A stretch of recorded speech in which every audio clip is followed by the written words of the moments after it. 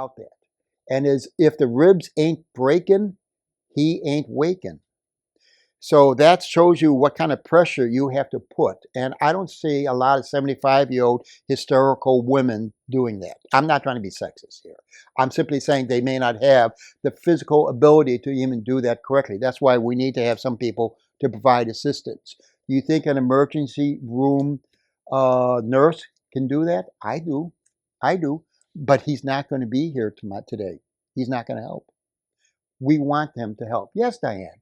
Would this be set up like a phone bank where you're 911, I call you, you call the people on No. 911 goes directly to Polk County Sheriff's Police. Okay. To their communication center. Have any of you seen it? This is straight out of Star Trek. I got pictures of it because I visited. Grady Judd personally showed me around. And incidentally, if you're interested, I also have a letter here from the Grady Judd's office giving complete support for the program and how they're excited about this and how they really want this to happen and go forth. Let me see if I can find it for you. If I can, I will give it to you. But they were completely supportive of this program. So if you call 911, the Polk County Sheriff's Police will pick up and then dispatch. Like I said, an EMT from 37 or from 85 or wherever it is, the closest one that's available.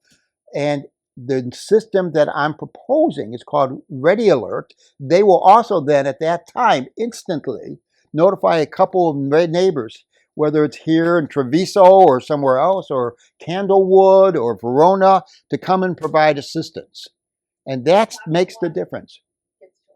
So it wouldn't be directly into somebody's community. It could be anybody that you No, it'll be volunteers who are volunteered. Okay. They also, there's a subscription cost to be connected to this Ready Alert. I understand, and like I said, I'm 2 years removed from this. I talked to them for hours. I'm almost embarrassed to call them again after engaging them for 2 years, for so many hours. There's a cost, about $70 a year to be hooked up per home. Now, what that comes down to, again, for the neighborhood captains and for the neighborhood programs, for them to sponsor a couple of volunteers a year, I think that many of them would be delighted. We did an AED concert about 2 years ago with the Vinyls at Freedom Park. We raised $750. We can do that. I don't think people are going to say this is an obstacle, especially when we're spending $40,000 to lower them so somebody in the handy who has a wheelchair can't get them. I think we can spend our money much better. Yeah, actually, our AED on our street is on a berm that's raised. Yeah. A wheelchair couldn't even get up there. Yeah, I know.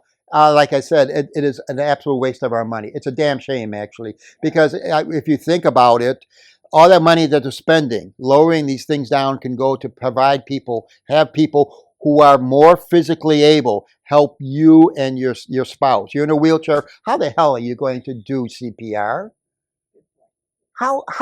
Show me. Somebody from the board should show me. How does that happen? Because I can't envision that. And like I said, I know CPR. I took classes in CPR. I'm marginal at this point. I'm 77. I'm marginal. I hope somebody can provide assistance for me at some point. So, I mean, yeah, I have some, what we use the expression, skin in this game too. We all are getting older, folks. And we all we all are going to be facing that when we are, but and like I said, it just, I mean, I heard so many stupid statements when I presented this, and I said to the current person on the board who will be nameless that we haven't gotten a single AED used in 18 months. When I was there, he said to me, and I'm quoting him, "Maybe nobody here has heart problems." End quote. At that point, and I'm very proud of myself, I did not leap across the table and strangle him. I'm very proud of myself that I restrained myself. But this, folks, is the mentality and mindset we have with people with the AED program. So you want, like I said, at least let's put poop bags on them. So at least when the dog comes by, they can take some poop bags and make some use of them right now, because they aren't being used in any other way. So how how do we go forward with this to get the board? That's something that we have been discussing for a while now. Rick Lawson has been marvelous in bringing this to the community's attention through the transparency group that he personally hosts and also through the main feed.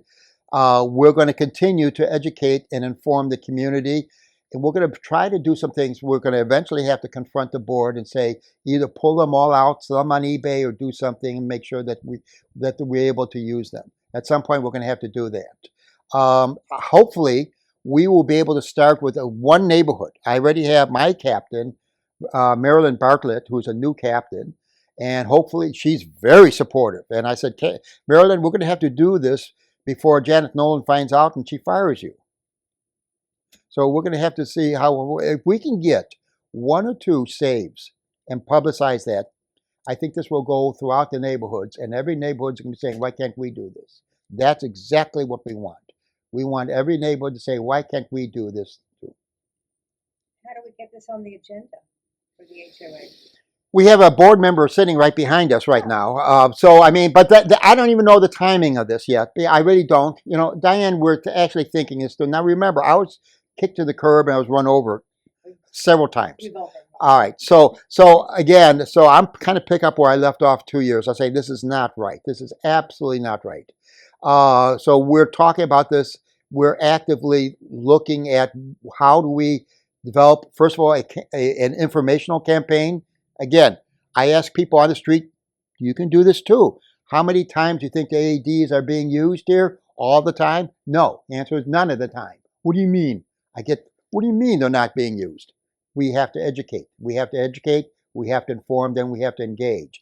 If we can get permission to do the cadre program that I've been talking about, then we can start recruiting people from the community who know who are physically able to do CPR, who also know how to use an AED correctly. Get them involved and get them engaged. Yes.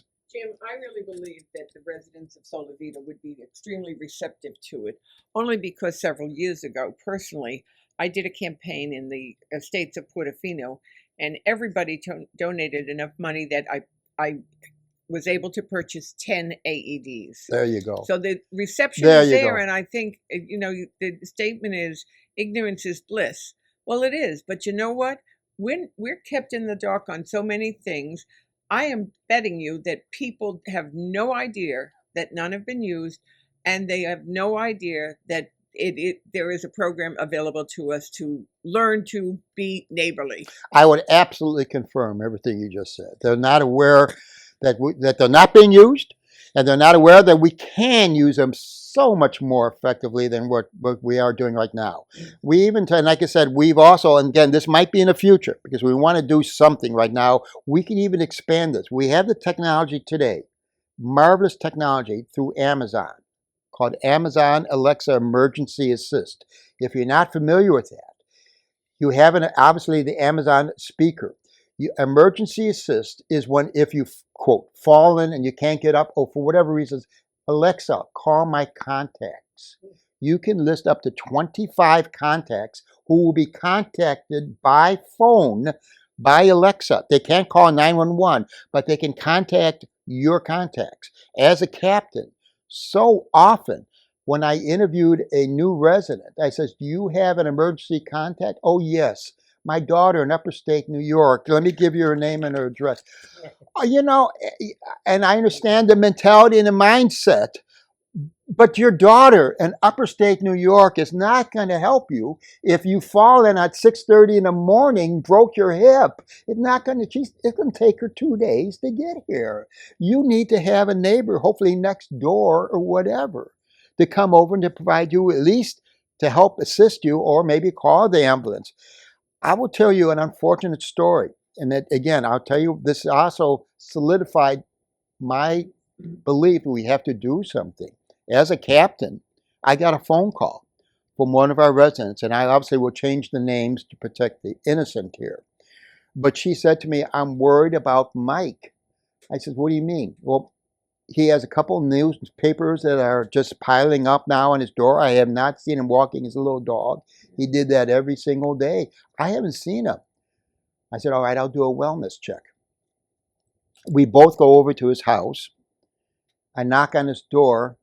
There's no response. And she says, I know he's home. I knock on the door again, and then I hear 4738. And I said to Nikki, what does that mean, 47? She says, that's the garage door code. I go in there, I punch a garage door code. I come in. He's in a fetal position, naked, feces, urine, dog starving to death. She starts crying hysterically. I say, don't call 911. I'll take care of him. And what broke my heart, and I was a pretty tough cookie, what broke my heart is the first thing he said to me is, please feed my dog. It broke my heart. We can do better than that here. If you can't, why are you here? You know, that's what I'm saying. Yes, somebody said I was emotional. You're damn right I was emotional. If you have a heart, you're going to be emotional when you see that and realize that possibly there are some people who may not. There was an incident in which this woman died and was dead for like 3 weeks. She was isolated, and you know there was really probably nothing that could have been done. Now, let's be realistic. It's not going to help everybody, but we can do so much more, folks. This community can care and does care if they knew that there's this opportunity available, that we have the technology. And when we take a look at Amazon Alexa Assist, it's $6 and something a month. A cup of coffee at Starbucks, if you want to get if you want to get a talk. That's a cup of coffee a month. If you take a look at the other alert services, they start at $30 and go up to $45 and $60. So, I mean, we do have the technology today. We can easily incorporate that into the cadre program. Again, this goes back again to the soul of this community and how we're going to define it. You want to avoid liability, then don't do a damn thing. Nothing would ever happen. And I would like to say that I am a respiratory therapist, former respiratory therapist, and would be happy to help anybody. There you go. Of course, I would need I want to look somebody in the eye and say, you think that we can't find 5 people in every neighborhood who agree to come and provide us? You think I can't? Try me. Give me an opportunity. Don't kneecap me. Don't obstruct me. Don't send me a cease and desist letter. And don't tell me I can't contact people and knock on doors. Because then you just kneecap me again. And we're back where we started from. You're happy that the fact that they're not being used. I'm not. I don't think the community should be happy. Why did we spend $300,000? And why didn't we take some of that $300,000 and talk about possibly some liability insurance? And that's another thing too, is because all I heard in all the discussions I had weren't really discussions; they were just yelling sessions. Is liability? How do we have to reduce liability? I read this to them, and that's when they said I was being insubordinate. And again, let's put the record straight here, because I did searches on this. Not one lawsuit here in Solivita. Not one lawsuit in Florida regarding ADs. Now, let me preface that. We live in a litigious society. You can't turn on the TV without either John Morgan or Dan Newland. So you can be sued for anything these days for any particular reason. The key word that I want to use is successful. There's never been a successful lawsuit. And that's where the liability insurance comes in. Because yes, I'm going to have to spend thousands of dollars to get a lawyer who had this thing thrown out of court. Come on. But yes, you can sue anybody for any particular reason, and you are, incidentally. Not you, but I mean all of us. We see that. And so yes, you can be sued. There's never been a successful lawsuit. And again, the caveat here is as long as the AD has been proven to be maintained and inspected. And I'm here to assure you, when I did it, they were inspected and they were maintained to the highest levels. I'm sure the person who's doing it today is doing the same thing. And incidentally, they said that they have all the documents somewhere, I guess, in the HOA has it available.